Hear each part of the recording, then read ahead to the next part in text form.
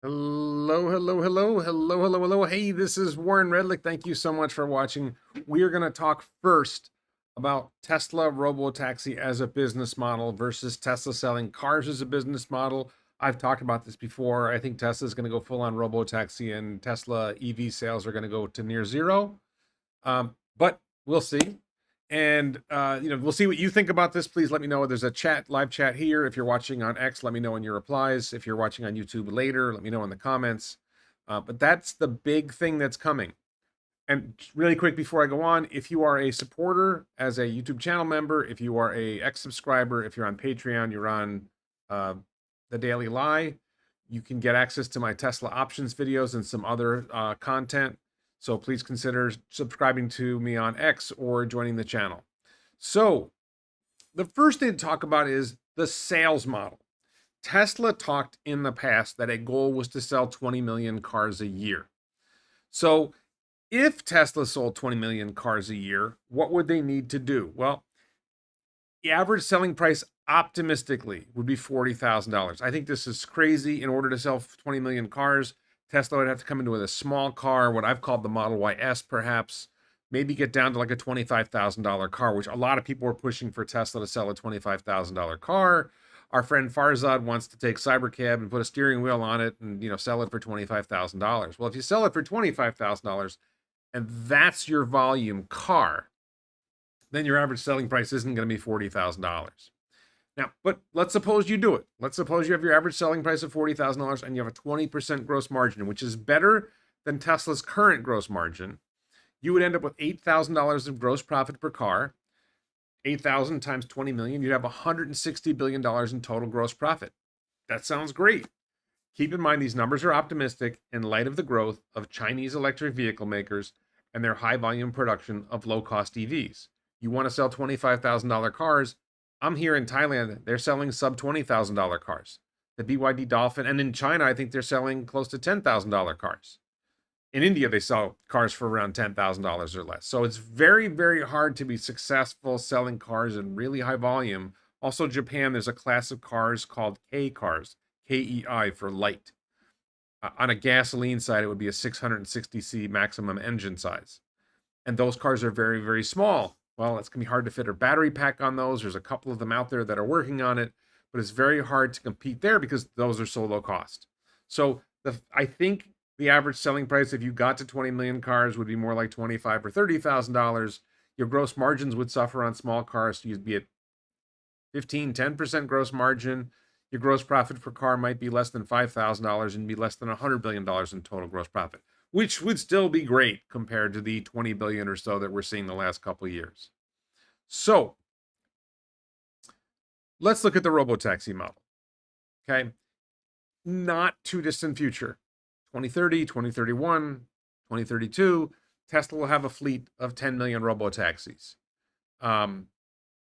Brooke, I'll deal with your question a little bit later. Let me finish this first.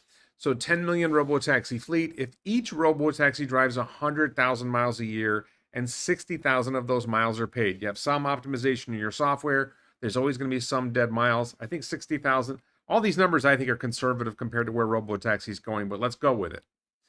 If you charge $1 per mile in ride price when you're at the 10 million number, when your fleet is 10 million vehicles, and if your cost per driven mile, so there's the price per paid mile. You do 60,000 paid miles, you get $1 a mile, you get $60,000 in revenue. Your cost per driven mile is on the 100,000 miles is 20 cents. So you end up with $60,000 in revenue, $20,000 in cost, and $40,000 a year in gross profit per Robotaxi. And you have 10 million Robotaxis. That gets you $400 billion in total gross profit. Right? And I would say these numbers are conservative. If you look towards the future, there's potential for Tesla to go to 100 million Robotaxis, making $20,000 a car each, which is $2 trillion in gross profit. You compare that to what we were just talking about with the EV sales model, $160 billion in gross profit versus $400 billion heading to $2 trillion. There's no path to $400 billion in selling EVs, right? The path to success as a company, right, is running Robotaxis. And I want to let me cover this first. I talk about this from a perspective of company gross profit. if you think about it from a standpoint of the consumer, what does the consumer want? If you are able to deliver consumers rides at lower cost to them than their cost of ownership, and it takes, and it, a lot of people struggle with this. They don't get this. A robotaxi world is more convenient than owning your own car, because the robotaxi drops you off at the front door, picks you up at the front door. You never have to clean off your car. You never have to worry about your driver's license, your insurance, your registration. You have to buy cars, sell cars, get new tires, get new windshield wipers, change the oil. Of course, you don't change the oil on an EV, but you don't have to charge the car. It's all taken care of for you by the robotaxi, and all you do is get in and ride. Yes, it's nice to have your own car sometimes, to have all your stuff in it. I'm not denying that. And if you're rich and you want to continue to own a car, you'll be able to do that. But for the vast majority of people out there, what they want is a simpler, lower cost life. And if you're going to save a working class person, I think a lot of people come at this from the perspective of, well, I want one. I want my own car. Yeah, okay, but you're a wealthy American usually, or a wealthy European, or a wealthy Canadian, right? Think about this from the perspective of 90% of the world, right? 90% of the world can't afford, even for like Americans, right? For working class Americans, it's a struggle to afford to own a car, right? All the things you have to do to own a car, it's a struggle. It's a struggle in terms of money. It's a struggle in terms of time. So can you solve all that? I think that's a big deal. Let me come to Brooke's question. We'll move on. Hey guys, good morning. What are your thoughts on Chinese EV vans growing rapidly in progress and the recent Canada-China trade deal? So I personally think that the United States should allow China to sell Chinese EVs in America. I think American consumers would benefit so much from having access to Chinese EVs, because they're low cost and they're good. Right? They're not better than Tesla, but they're not going to undercut Tesla's sales. And I think in general, more EVs is better. Like, why did you get into this Tesla thing? Did you get into this Tesla thing because you wanted Tesla to win, or did you get into this thing because you wanted to transition the world to sustainable energy? The Chinese are doing their part, transitioning the world. I want to see Chinese solar come in. I want to see all kinds of things come in from China. I have some concerns about whether China's making efforts to destroy the Western civilization. That's a conversation we could have, but I don't think we need to get into that here. And anyway, 49,000 Chinese cars in their market is trivial. The American car market is, 15 million cars a year. 49,000 cars is 1/20th of 1 million. Rich says many hardware 3 owners feel screwed. Okay, I'm a hardware 3 owner. I don't feel screwed. I don't know why you feel screwed. It's not ready yet. When FSD is ready, when FSD unsupervised is ready, maybe. And we're going to talk about a patent that Tesla announced, that was announced recently regarding Tesla, that might address hardware 3 owners' concerns. But hardware 3 owners feel screwed. Hardware 4 owners don't have unsupervised yet either. Like, what are you talking about? They will take care of us. If you don't believe they'll take care of us, then you don't trust the company, and you should stop investing in a company you don't trust, and you should stop buying vehicles from a company you don't trust. I think it's clear that they're getting close. And I'm a hardware 3 owner. I don't feel screwed. I'm a hardware 4 owner in Thailand. I don't get FSD because Thailand doesn't allow it. It was outrageously expensive. Later adopters got mass production and cheaper costs. I just drove my 2018 Model 3 long range in Florida like 3 months ago. It was great. What are you talking about? I got to drive a great car. I don't understand why people are so upset. That's crazy. Bus users would prefer to if it was cheaper. Elon has said this. If you get robotaxi prices down low enough, $1 a mile is not going to get you there. In the long run, if you get to the the 100 million robotaxis making $20,000 a year a car each, if you get the ride price down to 70 cents a mile to 50 at 50 cents a mile, people stop owning cars, right? Most people stop owning cars at 50 cents a mile. If we get my pod car fantasy, maybe you get the prices low enough that even Mark, our moderator, will get out of the bus and get into a pod car. We'll see. But that pod car is with lots of, I'm still working on that, by the way, but that's another story for another day. Okay, so quickly, I want to talk about competition. So we talked about for EVs, we got this massive Chinese competition. When it comes to robotaxi competition, there is none yet. Will there someday be robotaxi competition for Tesla? I don't think so, but it's possible. But there's none now. Waymo is super high cost. They have no ability to scale. They don't manufacture their own vehicles. They don't have the data. They're so far behind Tesla in having the volume of data needed to properly train a model to be able to drive under any circumstance. The March of Nines, it's a long way off. Legacy Auto, Ford, GM, Volkswagen, they've all failed. They've all failed. The Chinese, Xpeng sort of has something. Huawei has something, but they don't have the chips that Tesla has. I don't think their chips are even on the level of hardware 4, AI 4. AI 5 is coming probably later this year or sometime. I think it's next year now. They pushed it back.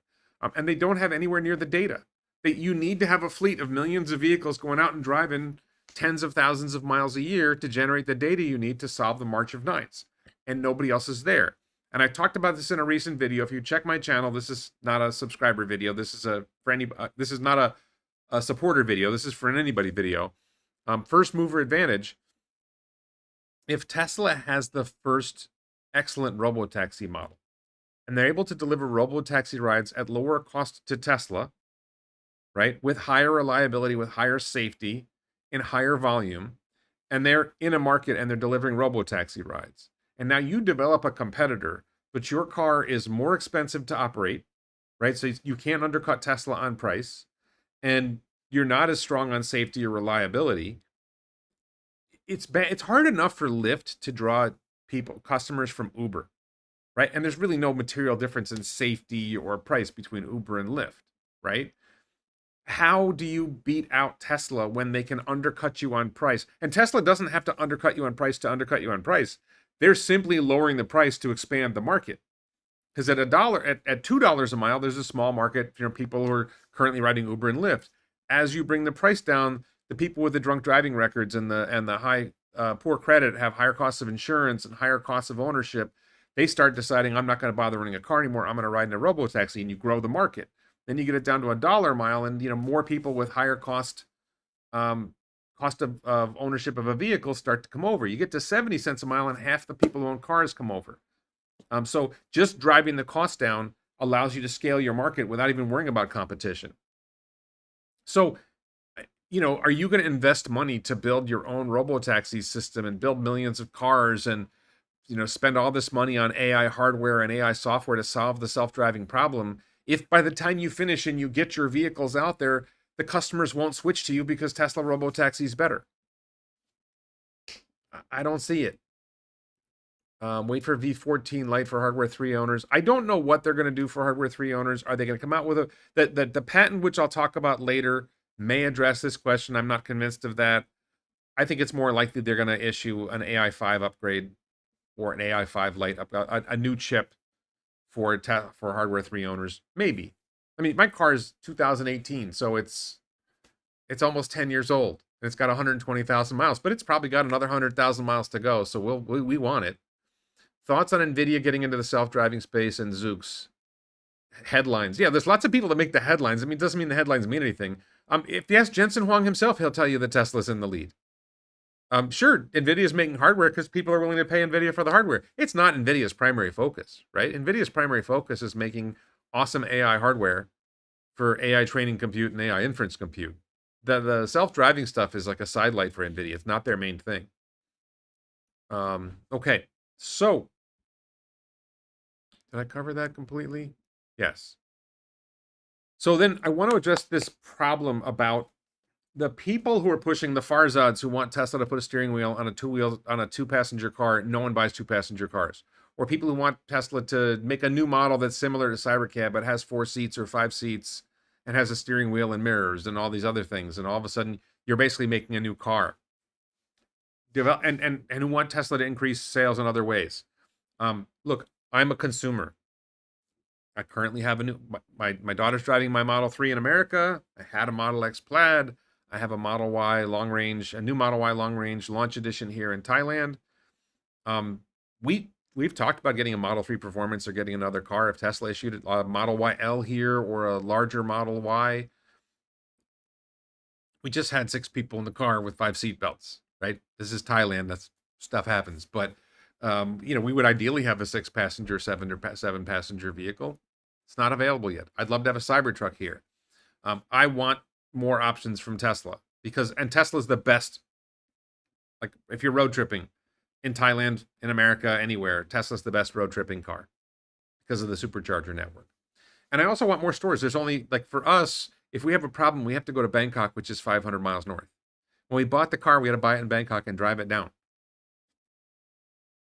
I'd love to see a store down here. They are adding stores in Japan, which I'm surprised about. But in general, if you want to develop new models and you want to deploy new stores, there's CapEx involved. You have to spend money. For the new stores, you have to hire people. Tesla needs that CapEx.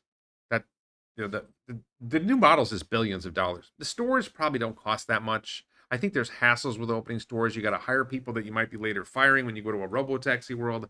I think there's some issues there. But what happens in that labor market? What are the costs of letting people go that you just hired? I don't know how that's going to work out. But especially with developing new models and building new factory lines to build your new models, it's billions of dollars in cost. That's billions of dollars that Tesla needs to buy NVIDIA chips, to build AI 4 chips, AI 5 chips, AI 6 chips, AI 7 chips, AI 8 chips. We're going to talk about all that later, to build Optimus lines. Tesla has a lot of need for their funds, Terafab, right? There's a lot of things that Tesla wants to do with its capital, and developing new models doesn't move the needle for Tesla's future in the same way. I think that's an important thing to understand is, although as a consumer, I want this, right? As a shareholder, I want Tesla to go out and build a company that's going to be successful in this new Robotaxi Optimus world. Tesla Energy. There's future businesses for Tesla that I want Tesla to chase. I don't want them to chase an old business that is really limited in what you can possibly achieve and may face other constraints. Like, the Chinese are getting better. Right now, they're still short of Tesla, but give them another 5 years, they're going to be really close to Tesla in quality, and they're going to sell them in higher volume at lower prices. Selling cars is not a good business model in the future. Mark says Tesla, nice to see you, Mark. I haven't seen you in a while. Mark Plot says Tesla doesn't need new stores, only service delivery locations. They need new stores because the customers in Asia, at least, want to be able to walk into a store and see it. Japan is adding sales locations finally, because Tesla finally figured out if you want to sell cars in Japan, you got, like, Toyota has 5,000 locations in Japan, and Tesla had like 20, right? The customers want to be able to walk into that store. They want to build a relationship with that store, with that dealership, whatever you want to call it. And Tesla wasn't doing that in Japan. They're not doing it right now. I think in Thailand they've opened a couple, but nothing in southern Thailand yet. So there is a value in having those new stores and having sales staff that are going to build relationships with customers. That's an Asia thing, and Asia is a big market, right? China's a huge market. I think Tesla has built a lot of stores in China. Japan's a really big market. Southeast Asia is surprisingly large market, between Malaysia and Japan and Thailand and Indonesia and Vietnam. Big market. So it's a big deal. All right. So that's the key story I wanted to tell at the beginning of this video. We've got a lot more to cover. The first thing I want to talk about briefly is there's this guy, Scott Galloway, who is it's just for some reason this torched me today, and I wanted to bring it up, and I've got more to talk about on other topics, but I just want to cover this. Back in 2019, October 5th, 2019, Scott Galloway posts overvalued unicorns, and then he specifically said Tesla would lose 80% of its value or disappear. If you'll see here, on October 4th, 2019, Tesla was trading at $15 a share. He hit like just before the rise, right? And today it's like $437 a share, right? It's like a 30x. He predicted it would fall 80%, so to 1/5 of its value. It's like 150 times where he thought it would be. And this guy, for some reason, somebody said, well, he's a compelling speaker. And this is one of the challenges I want to stress for when you are a consumer of content. I'm a content creator. Jordan Giesecke for Limiting Factor is a great content creator. Stephen Mark Ryan is a great content creator. Do you hold the creators accountable when they get it wrong? And Scott Galloway and some other people, Gary Black, if you ask me, they have this sort of like Teflon thing where they can be wrong and people still follow them. People still think they're smart because they talk good. Okay, he talks good, but I'm probably going to do a video coming up on Scott Galloway because I'm just so irked by how, and he has like massive Elon derangement syndrome. He's on Kara Swisher, Kara Mackey, whatever the name is. He's on her podcast all the time, and they just talk about how terrible Elon is.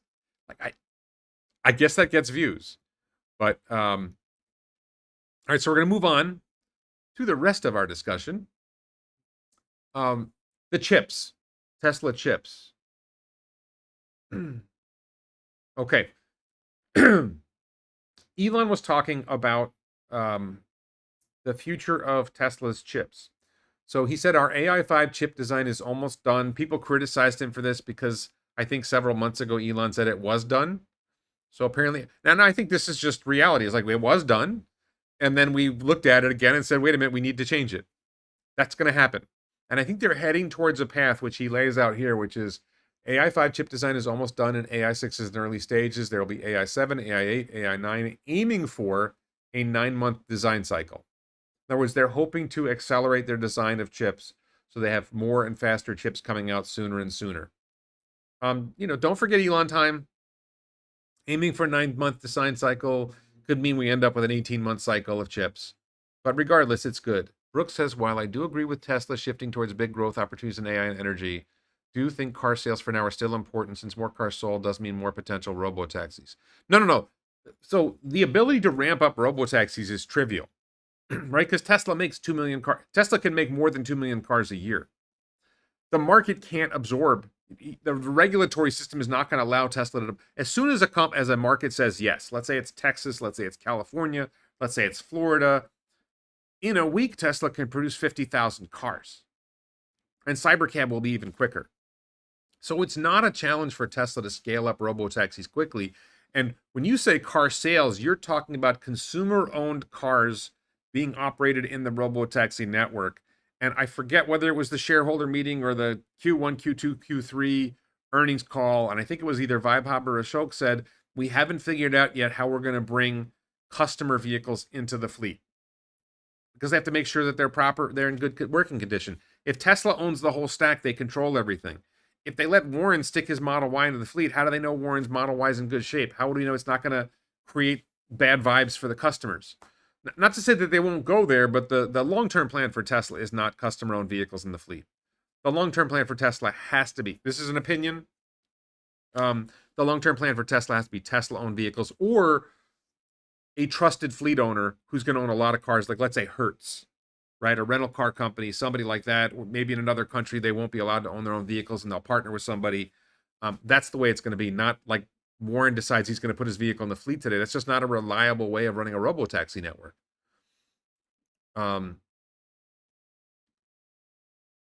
People follow Scott Galloway because of his credentials, probably. Because he talks good. No other car company has FSD. True. Okay, so you've got this design cycle. And then Penny, I love Penny. If you don't follow Penny on X, I recommend following him. He's just a wonderful guy. It says, by AI6 at the latest, these chips will be more than enough for self-driving cars. Now, I have said, and it turns out I was correct here, AI6 will not go in the cars. I wasn't even sure if AI5 was going to go in the cars. What he says that, AI6 will be more than enough for self-driving cars. The purpose is smaller, lower power, more efficient, faster chips for other robotics applications. And Elon addresses this. AI4 by itself will achieve self-driving safety levels far above human, very far above human. So AI4 is already doing really well. They are tracking improvement in AI4 with the software, with the data, with the Cortex training system. AI4 is going to be extremely good at. It's already very good at driving cars. It's going to be far better. AI5 will make the cars almost perfect and greatly enhance Optimus, which I take as a hint that Optimus will start with AI4. Cybercab's going to start with AI4. AI5 is coming, I think, 2027. Cybercab and Optimus will start with AI4. AI6 will be for Optimus and data centers. AI7, Dojo 3. Dojo 3 will be space-based AI compute. Now, this is pretty interesting if you dive into this for a second. First of all, I called this. They're not going to put AI6 in cars. Because if you had to spend your day moving a lever back and forth left to right, you'd be bored. Driving a car is going to be so easy for AI6, it would be bored. It would be a waste of the chip. And the chip is going to be a fairly expensive chip, so you don't put it in a car. AI5 will be very good. It sounds like AI5 will definitely be in cars. I think Elon wasn't sure whether they're going to put AI5 in cars. It may be that AI4 is so good they don't bother putting AI5 in cars. We'll see about that. They don't know how good that's going to be. He doesn't talk about hardware 3. If AI4 is safety levels very far above human, that may leave room for hardware 3 to be safety levels equivalent to human or better than human, right?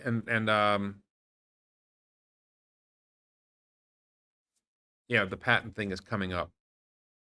So, but if you go with the timeline, what is Elon thinking about in timeline? Okay, so AI5 is almost done. AI6 is in early stages. So let's say AI5 starts production in 2027.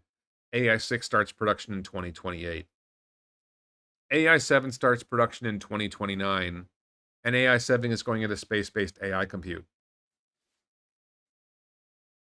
He is planning that SpaceX is going to be launching satellites into probably sun synchronous orbit at first around Earth that get sunlight almost all the time with Tesla AI7 chips, right?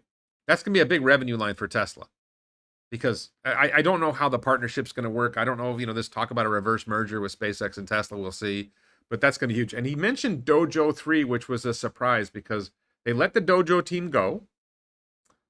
They had been working on Dojo 2. I don't think they had talked about Dojo 3. I think Elon is saying that AI7 and Dojo 3 are the same chip. That he said, basically the inference chips are going to be so good that even though they're not as good at the training work, they'll be close enough. So there is, if AI6 is in early stages, then, he's got a twinkle in his eye about what AI7, AI8, and AI9 are going to be. So all that's coming, and that's going to be wild. Matt says, have you ever been to a BJ bar in Bangkok? It's fun.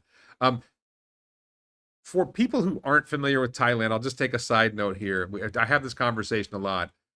Thailand has real Thailand and foreigner land. So if you're in Thailand and you're in a place and you see lots of foreigners around you, you're in foreigner land. If you're where I live, where I spend my time, I see foreigners like 5 a day, you're in the real Thailand. So the things he's talking about are things that happen in foreigner land, not in real Thailand. So there's these legends of the sex trade in Thailand, and it's true. In 1/10 of 1% of the geography of Thailand, with less than 1% of the Thai population, probably less 1/10 of 1% of the Thai population involved, but people think that's Thailand. Mark says, I don't think Tesla will sell Cybercab, and it'll be a long time to add personal Tesla to Robotaxi network. Yeah, I think they might allow adding personal Teslas to the Robotaxi network, but it'll take time to figure that out. It's not a high priority, right? They want to get Cybercab going. They want to get Model Y going. They want to build it. I believe whole Mars blog today said that they've hit 100 vehicles in the entire Robotaxi network between California and Austin so far. Mr. Sambro says, can you share your thoughts on universal high income and how this might play out for owners of Tesla, assuming they become wealthy? I'm not a fan of Elon's talking about a universal income. I think that sounds like it's a Marxist system. I don't know. He's never explained how we get there. I think he thinks we have to get there, and I don't know if he's going with a sort of foundation Hari Seldon view of the future. I'm not convinced of that. I think that humans will adapt and find ways to be productive and earn income. And there's things like land and raw materials that will always have costs. And, optimists may make things cheap, but there will always be costs. And, if you want that beachfront, property, that's going to be only rich people are going to buy that. Brooks says, yeah, personally would like to see Tesla. But, overall, in a lot of things in society, a lot of prices will come down and it'll be easier for people to afford them. And I think it will be easier in an absolute sense to have enough money to get the things that you want. But the gap between rich and poor will be so much larger between absolute wealth and absolute crazy wealth, that the people who have absolute wealth will be really upset about the people who have absolute crazy wealth. Would like to see Tesla release more styles of cars. Yeah, of course. But what we want as consumers and what we want as shareholders are not necessarily the same thing. Is there any benefit in owning Tesla stock? If you believe that there will still be things to buy that will cost money, then yes.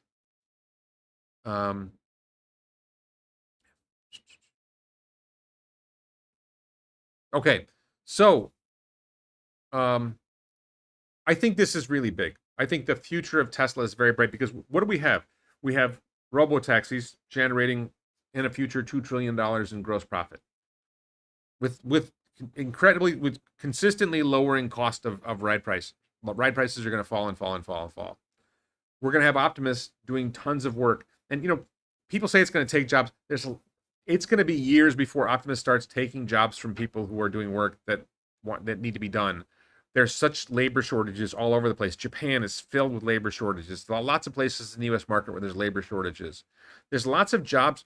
And then there's situations where I've talked about this before. Some people remember this, but if you want a solar panels on your roof project done today, and let's say it's $50,000, and there's going to be 10 guys on the job, but all of a sudden they use Optimus and they only need 5 humans and 5 Optimus to do the job, and doing that lowers the price of the job to $40,000, right? For a lot of people, that $50,000 was too much, and the return on investment doesn't pay off, but $40,000 flips the switch. And you could 5x demand by lowering prices by 20% or 25%. And that means you have 5 jobs going instead of 1, and you have 25 workers on the 5 jobs instead of 10 workers on the 1 job. So this AI future can create jobs, just like automated teller machines made banks so much more efficient. They opened twice as many branches, and they found higher level work for tellers to do, and teller jobs doubled. These things happen. Okay. So I think we covered this. All right. So then the fab question. Nick says Tesla AI chips are expected to go into high volume production in 2027, according to Elon. AI 6, AI 7, AI 8, AI 9 will happen in quick succession afterwards. A Tesla terafab sounds like a good idea. Elon says it seems to be the only option for super high volume. So I think Elon's point is that there's no one out there who's investing to build the chip fabs that are needed to build the volume of chips that Elon wants for AI 6, 7, 8, and 9. I think for AI 5, there's enough supply for that. AI 6 maybe. But when you get to AI 7, 8, and 9, the kinds of things that Elon wants, and he's talked about, he thinks they can, this is one of those things where Elon gets crazy and you think he's crazy, but Elon thinks they can build chip fabs better. They can build chips fabs with lower capex to produce higher volumes more efficiently. Yes, we already do live in an age of abundance, Mr. Sambro. That's absolutely true. The issue is the inequality. Do you think this is Elon's blind spot? So I don't think inequality is an issue. Like Elon, look, Elon's net worth is, I don't know, millions of times larger than mine? Hundreds of millions of times larger than mine? I don't care. I live well. I don't understand why people think income inequality is a problem or wealth inequality is a problem. Why is this a problem? If your life is better, but somebody else's life is better, your life is better. What are you complaining about? Would you rather have a world where everyone's worse off but we're equal? I just, that's the choice. There is no other choice. ATMs are not intelligent. Well, when they first came out, people thought they were. They were smarter than what we had before. So there's some little details in here about what they're expecting from AI 5. I don't think that's the important point.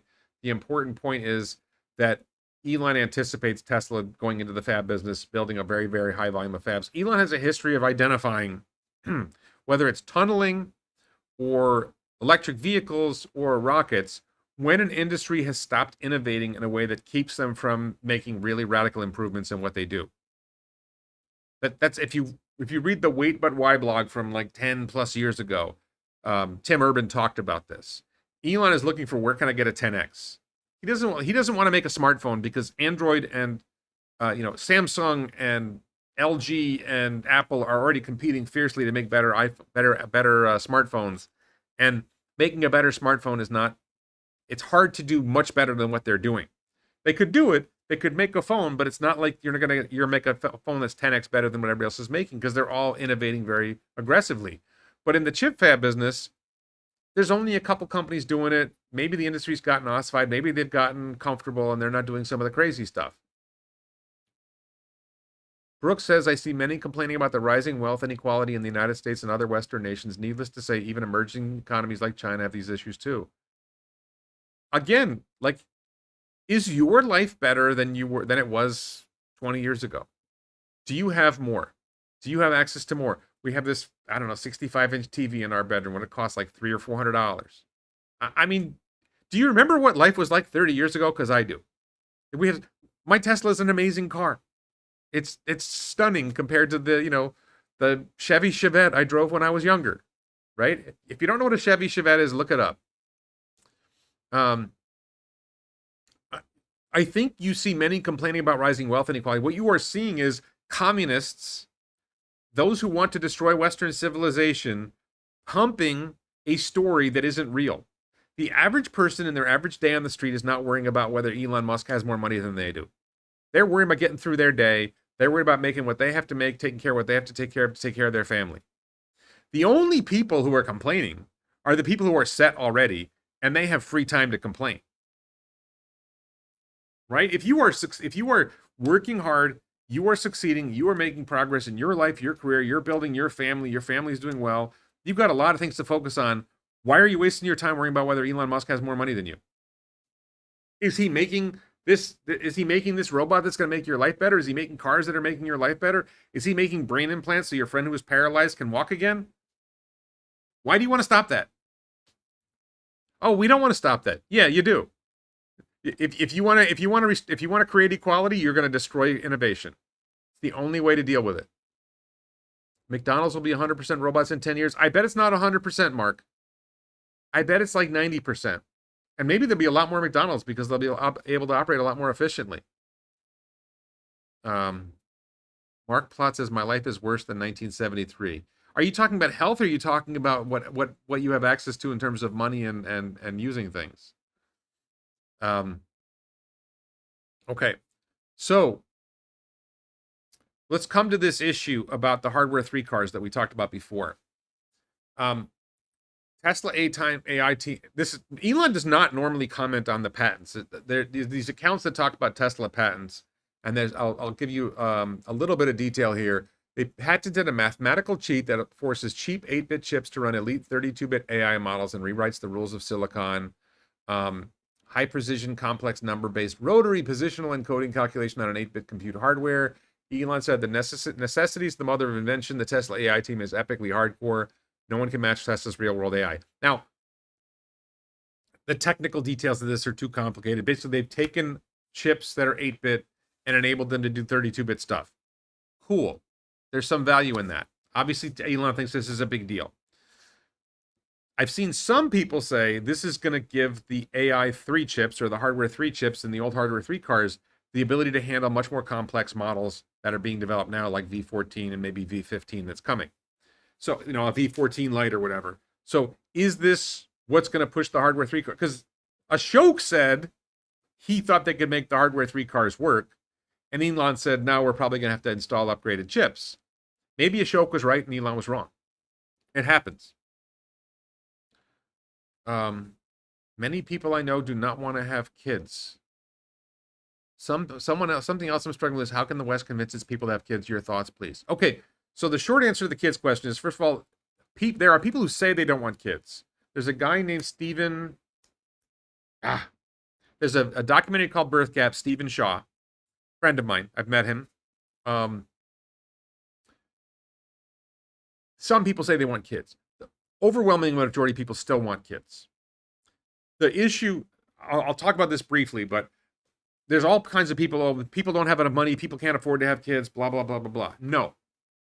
I mean, there's the woke ideology telling people not to have kids. Sure, you can argue that point, but the real reason that fertility rates are dropping is because of delayed mating. I should make a video about this. Delayed mating. When I was a kid, okay, I graduated high school in 1984. When I was a kid, it was not unusual. I'm not saying it was 50%, but it was not unusual for someone to marry their high school sweetheart. One of my best friends married his high school sweetheart. Okay, they had 2 kids, got divorced later, whatever. He's remarried to another wonderful woman. But, it was not unusual to marry your high school sweetheart. And we had messages. There was a message throughout society that one of the most important things you're going to do in life is you're going to get married and you're going to have kids.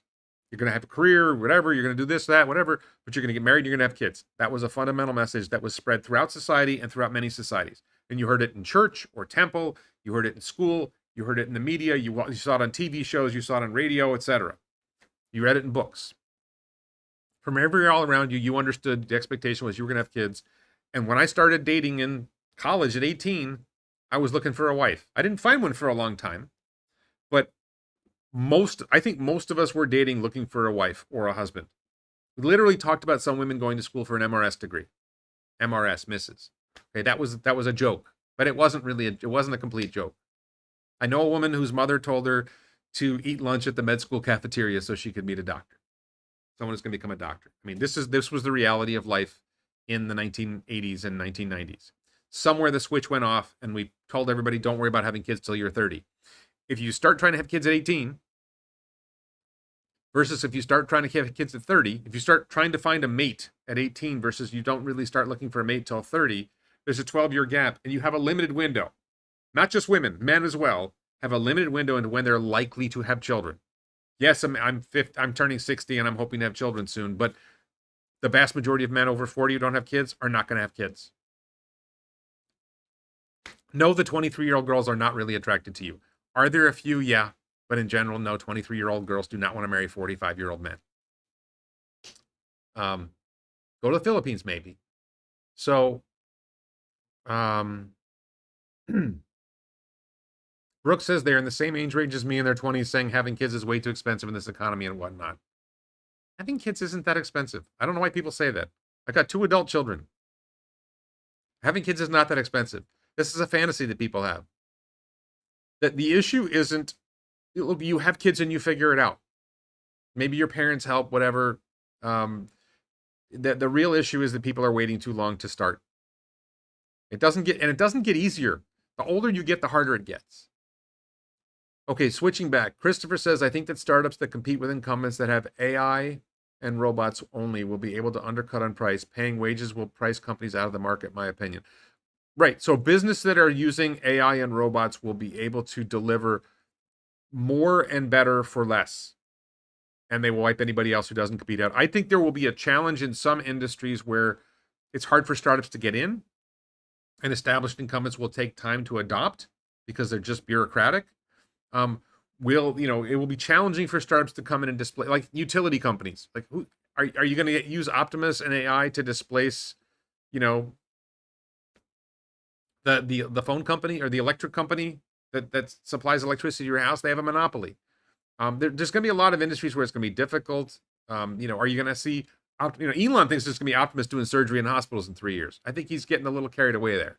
We'll see. I think the medical establishment will, there's already robots doing some surgery, but Optimus walking in doing full surgeries, I don't think that's happening in 3 years. It's not the number of kids per parent. It's that the number of people who don't have kids at all has skyrocketed dramatically. Look up the documentary Birth Gap with Stephen Shaw. Brilliant. It's absolutely brilliant. It'll blow your mind. USA is still behind on education. Education's fine. Cesar, start finding a wife. Work hard now. You got a Latino name, go to Latin America. I hear the hunting is better in Latin America. Go to Colombia. Colombia. I have a friend who was looking for a wife in Colombia. Philippines.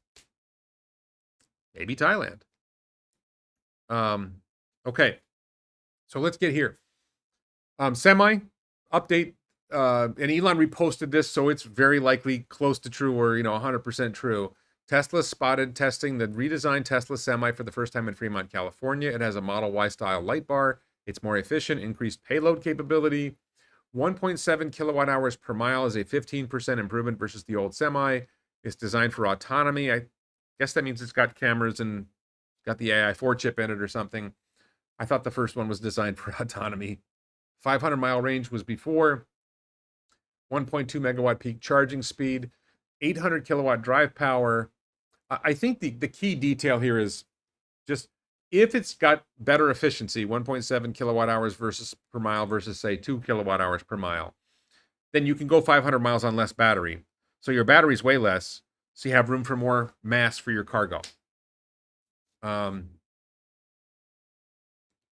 production starts soon. Cool stuff. We'll see if it happens. Check out Sawyer's channel to watch the video. I didn't think the video was that exciting, but the details were exciting. And Elon reposted it, so it's probably true. Thank you, Christopher. Hoping to hear about the Tesla Roadster. That should be exciting. Yeah, we're all waiting for Roadster. I want to see that too. How could the robotaxi scale when the current legislation in Congress restricts manufacturers to 90,000 vehicles? So first of all, Cybercab could be running in I think there's a bunch of things going on there. Number one, robotaxi can scale with Model Y. Right? Model Y at the price point that we're going to see with robotaxis for the next 2 or 3 years. I don't think robotaxi is going to get down to $1 a mile for 2 or 3 years, and even at $1 a mile, Model Y makes a lot of money. Okay? Cybercab gets you to that point where you're making a lot more money per vehicle. China's not going to stop Cybercab. If Tesla wants to run Cybercab robotaxis in China, it's fine. Will the state of Texas or the state of Florida say, we recognize this car even though there's some federal legislation that says no? Will they find a way around it? Possibly. Once it's running and it's running well, will Congress make further legislation? It's possible. I don't know what the holdup is, but I'm not too worried about that. And I think there may be, I found a loophole, which is it applies to cars that are sold. The language of the regulation or the statute that we're talking about, I think it's the statute, applies to cars that are sold to customers. If Tesla doesn't sell Cybercab to customers and runs its own fleet, I'm not sure the restriction applies at all. Thank you, Retire and Go. Going back to Cape Verde and do it there. Cape CSPE Verde. I don't know that one. Tesla Semi can use FSD, but DOT and DMV blocks use. Yeah, all this stuff is blocked.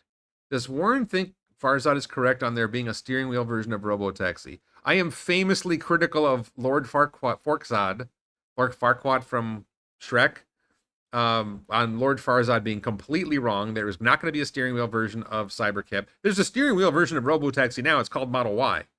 But the Cybercab is not going to have a steering wheel. That's not the plan. Why would you put a steering wheel in a car that drives itself? Why would they need to sell self-driving semis? The future that they talked about of semi is initially there will be like a convoy of 2 or 3 or 4 semis, and there'll be a driver in the front one, and the 2 or 3 following will follow in a convoy. So you need, one of the major costs of truck transportation is having that driver, and if you don't, and there's a driver shortage as well. There aren't enough drivers, so if one driver can effectively drive 4 vehicles, that's a huge cost saving, and it addresses the labor shortage. Tired of Farzad loaning out his channel as of late. I don't watch Farzad's channel at all. I'd see him on X. I don't know what he's doing on his channel. He's got I think he's done some videos with some company that I think is I don't know if it's EOSE or something like that. I don't know. I think Farzad decided to make money. I love Farzad as a person. I've met him in person. I thought he's a really warm guy. I am rooting for him on what's going on in Iran because he's Persian. But I think the way he's handling his channel or the way he handles his social media, I'm not a fan of it. But, maybe I'm an asshole. Not just maybe. Cesar, I'm thinking about buying a used Model S. My favorite car is, I know what year the Model S started having ventilation, coolant seats. 2022. Maybe it's 2021, but I think 2022 is when you're sure you have it. I would say Model S is a nice car. Tired of Farzad's. Yeah, Farzad's clickbaity, whatever. Okay, we don't need to talk about Farzad. The other key piece of news for Tesla is the lithium refinery is up and running. Tesla Lithium is up and running, so they're producing actual lithium at scale with some innovative new processes in Texas, in America. Before this, almost all lithium refining was done in China or some other places. So bringing the supply chain to America, regionalized access to critical battery minerals brings jobs, cuts emissions, and helps accelerate our mission.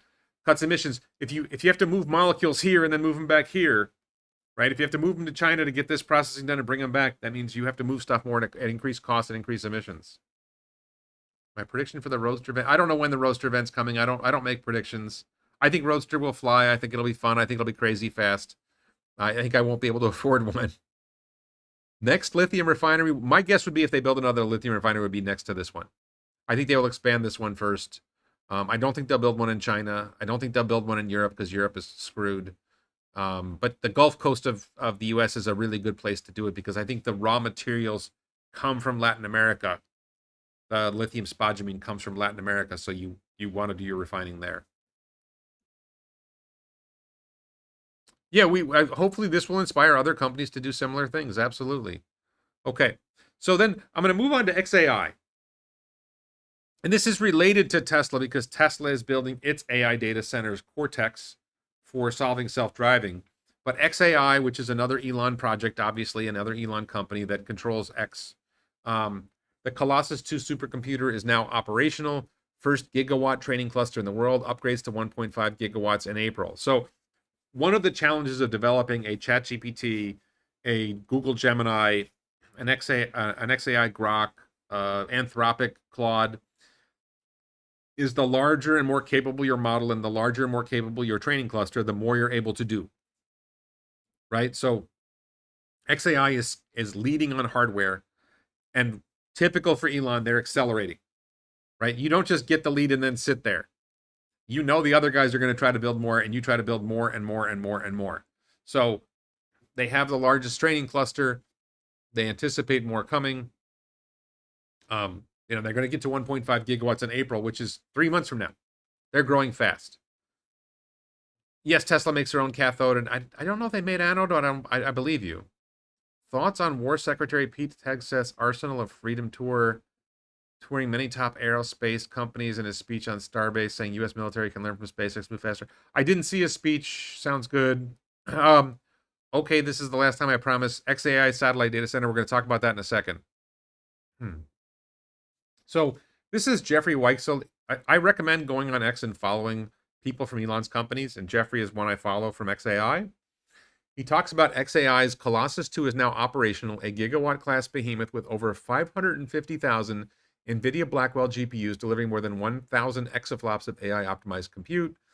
He gets into a lot of detail, but he talks about it consumes about 1 gigawatt, enough to energize a major city. But as terrestrial limits, earthbound limits loom, energy caps, thermal bottlenecks, regulatory hurdles, the next frontier beckons, space where compute scales unbound, building on the solar kilowatts and orbital forges we've envisioned. The orbital superclusters will dwarf earthbound systems by orders of magnitude, constellations outpacing Colossus 2 or El Capitan by billionsfold. That's like that's a billion times as much compute. The people at XAI are thinking big about how they can build amazingly large AI clusters to do amazingly large, basically create super brains, right? If you have a conversation with ChatGPT right now, or Grok right now, or Gemini, you can talk about more with any of these AIs than you could talk with any human. And I would say on most conversations I have with Grok or Gemini or ChatGPT, they are smarter than almost any human I know on almost any topic I discuss with them. And they are getting smarter, and the larger their compute clusters get, and the more they develop their technology and algorithms and software, the smarter they're going to get. So this is a crazy development, and this is coming soon. Colossus 3 build already started. That doesn't surprise me at all. So Elon talked about this a bit. Speed of light means latency is always a factor, even on Earth. But as we already know, small intelligence computers with insanely high latency and packet drops, aka humans, us, we have high latency and packet drops. We built all of civilization. So latency is not a fundamental scaling constraint. You just have to do localized buckets of compute that pool and synchronize their output to work to a greater goal. So he basically has a vision for how they can make AI work when it's far apart and the communication between AI clusters is slower. And Zach Starr says, but intelligence planning, creativity, and discovery are mostly batch processes, not real-time ones. A lot of the things that computers do is give it some stuff, let it compute, and it gives you a result later. Right? When you have AI driving your car, it's doing real-time work. But if you ask Grok a question, Grok does some batch compute, you wait a few seconds, you wait a minute, and then it comes back with an answer. That's batch compute. And Elon agreed that most of the compute is batch compute, not real-time compute. So, good stuff. It was just related to this. There was a story that semi-analysis that says that after Meta finishes deploying their 1 gigawatt Prometheus GPU cluster, they'll be deploying their 2 gigawatt cluster. And it might be delayed. And Brent Mayo, another XAI account, says they're only going to have a 2 gigawatt campus in 2027. Like, that's Meta is not moving fast enough in this AI world. And Elon said, exactly. XAI is moving faster than anybody else building the biggest data cluster, the biggest supercomputer clusters possible for doing AI compute. Meta's well behind. Okay, now just a couple quick personal, a couple quick personal notes. I am using AI myself for something different right now. Down here at the bottom is the early, version 0.01, whatever version of a software application I am writing using AI, Xcode on the Mac. This is a Mac OS app to learn to read Thai. So the top line here is an article in Thai about something, and then the bottom is the English translation. I used to read these books where one side of the page would be Spanish and the other side would be English, or one side would be French and one side would be English. So I'm trying to create that on Mac OS with Thai using AI to help me do the coding. And I've gotten here, and one of the things here is the English language, if you read it, is word for word translation. There's a switch to have meaning. The books that I would read, they would be meaning only, and then I would be reading the French, and I would like, it doesn't really say that. You want to understand both. I just wanted to mention really quickly that I'm working on this. I'm not very consistent at working on it, but I hope to have this done in a few days, or have like a reasonable working model. Right now there's 2 topics, but I will have the AI generate 10 or 20 topics with 10 beginner articles, 20 intermediate articles, and 30 advanced articles, and just have a huge amount of content. And then, give away the free version and the basic version, and then if you want the advanced version, you pay more. And one of the little things I did that I'm really I think is a really good move is Thai is written with no spaces and no punctuation. But it's really hard for a beginner to read that. And even for, I think, an intermediate reader, it's hard to read that. So, and it's also, it turns out it's easier for the coding to put spaces between the words. So we're putting spaces between the words in Thai. It'll make it easier for people to learn to read Thai. Is it ideal? Maybe not, but there is no ideal. So that was one fun detail. And the other fun detail, I love to brag when Elon replies to something I post. So I said something, and I don't know if you guys experienced this, but I just had this conversation. This is with a friend in Japan, actually, who reads liberal media. The Japanese people get served up, Associated Press, Reuters stuff that tends to be, mainstream media that tends to push with a liberal bias. So he sends me this thing. He says, look at this news article about Elon said on X, or what Trump said. And I reply, I saw that 3 days ago. It's taken out of context. Here's a link to what he really said on X. And the friend says, no thanks, I don't trust things on X. And I think I'm up over 300,000 impressions right now. Elon laughed at it. But I just wanted to celebrate. It's always nice when Elon responds. That's like a positive moment. The only thing better is when his mother responds. So let's see what's going on in the chat. Colossus 3 build already started. We've been going for almost an hour already. Elon plan is to build AI on Moon. Yeah, the plan is to build at some point to build AI satellites on the Moon. I think that's probably more than 5 years away, and build a mass driver so that you can launch satellites not into Earth orbit but into solar orbit. And then start building a Dyson swarm around the sun to capture as much energy from the sun as possible, and to push us towards a Type 1 Kardashev civilization. Type 1 is using all the energy available on Earth. Type 2 is using all the energy coming from the sun. And what can we do with that? Yeah, AI is already pretty close to a universal translator, I agree, but I want to be able to read Thai. And I think if I learn to read Thai, then it'll make it easier for me to have a conversation in Thai, and then I won't need a translator. The relationships, the conversations are better when you actually understand what people are saying.